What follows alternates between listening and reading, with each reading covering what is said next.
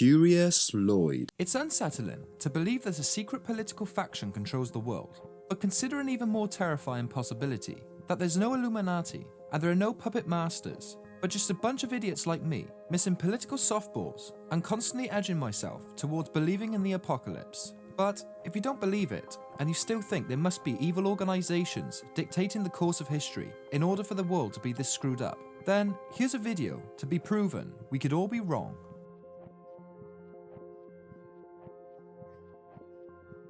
Bohemian Groove is going bankrupt. According to conspiracy theorists, the Bohemian Club is the best evidence we have that all the major players in the American business and politics are part of the same demonic cult. Every year in July, the Bohemian Groove campground in California hosts a 2-week party for the club, whose membership is extremely exclusive and private, and includes several former presidents, business magnates, and other all-sorted rich white men whom we assume are evil. Suspicion about the club came to head in 2000, when professional crazy person Alex Jones managed to infiltrate the party and film the leaders of the free world worshipping a 30-foot owl statue. But considering how it boasted members such as Reagan, Nixon, Hoover, Teddy Roosevelt, George H.W. Bush, Henry Kissinger, Henry Morgan, Rupert Murdoch, and William Randolph Hearst, you might be surprised to learn that the Bohemian Club is financially broke as hell, and they can't even afford to pay their workers anymore. Whether or not the said workers signed a blood pact to the demon owl god Moloch for the unholy service doesn't change the fact that the Sonoma County judge ordered the club to pay around $7 million this year in compensation to the hundreds of cooks, bartenders, and valets who have been underpaid by the failing organization since 2011. The Bohemian Club started reporting losses as early as 2006, and though the membership fees are absolutely outrageous, the club has always supplemented its income by logging the surrounding redwood forest until 2011, when its logging license was revoked for violating state environmental law. But since then, the increasingly desperate club has stayed afloat by opening membership to the greater public and hosting live acts such as the Steve Miller Band and the comedian Conan O'Brien.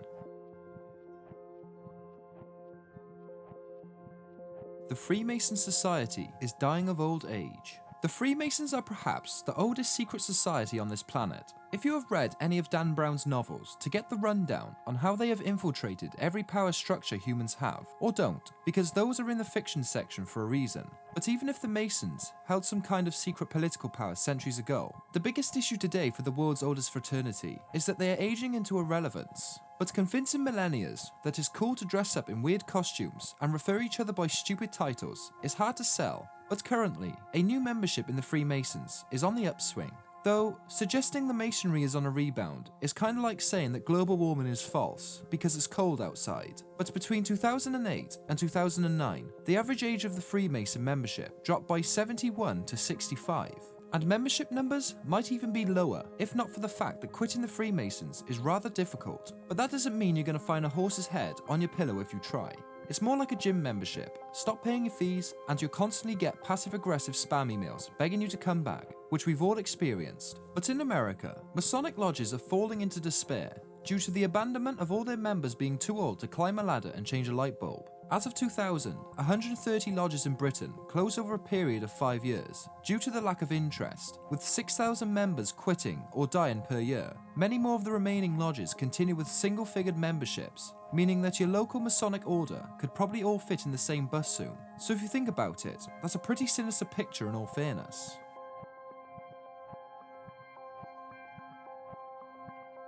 Scientology has resorted to Craigslist ads. Since Scientology was founded in 1954 by a terrible science fiction novelist, the terrible science fiction cult has completely infiltrated Hollywood. And recently as the 1970s, they posed one of the greatest threats to American security, and that was when the Cold War was happening.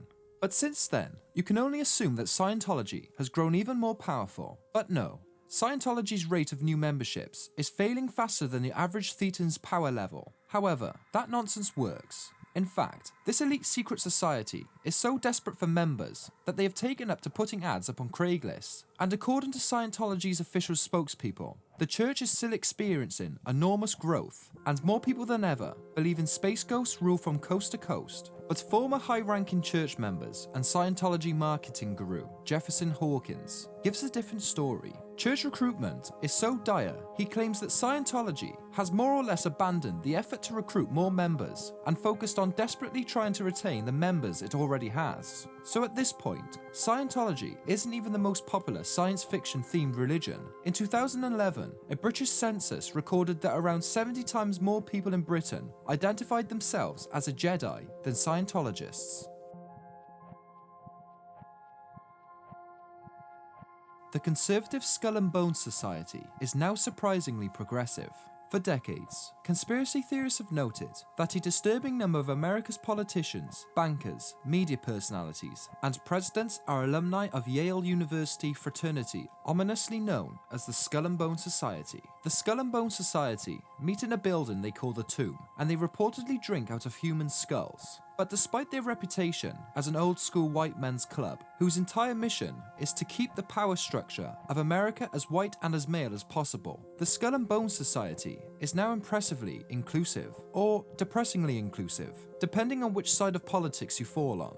Every year, Skull and Bones selects 15 seniors from Yale to be inducted into their club, and 2010 was the first year that their selection included more ethnic minorities than whites. But in 2011, the recruitment drive led to the induction of 2 gay students, 1 bisexual student and 1 trans student, and since then, the ratio of male and female has been pretty much equal split, making the Skull and Bones one of the most egalitarian secret societies out there.